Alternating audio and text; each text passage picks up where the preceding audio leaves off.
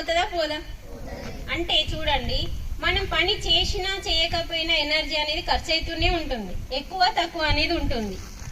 అలాగే ప్రతి క్షణము మన ఎనర్జీ పొద్దున ఉదయం నుంచి రాత్రి వరకు ఎనర్జీ ఖర్చు అవుతూనే ఉంటుంది. ఈ చిన్న చిన్న పనులకు ఎనర్జీ పోతూ ఉంటుంది. ముఖ్యంగా ఎక్కువ ఎనర్జీ ఎప్పుడు పోతుంది?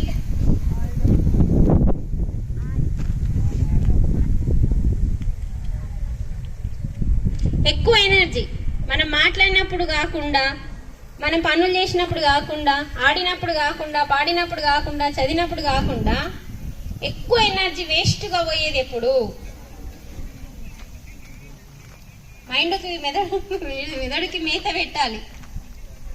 ఎప్పుడు అంటే మనం వేస్ట్గా ఆలోచిస్తాం కదా, అనవసరంగా ఆలోచిస్తామా లేదా? జరిగిపోయిన చెత్త అంతా మళ్ళీ మళ్ళీ మళ్ళీ మళ్ళీ గుర్తొస్తుందా లేదా? గుర్తొచ్చి మిమ్మల్ని సతమతం చేస్తుందా లేదా? ఆ ఆలోచన ఏం చేస్తుందంటే, ఇవన్నీ పనులకి ఒకలాంటి ఎనర్జీ ఖర్చు అయితే ఆ ఆలోచనకి ఇంకా ఇంతెత్తుకు 2 3 ఎక్కువ ఎనర్జీ ఖర్చు అవుతుంది. అంటే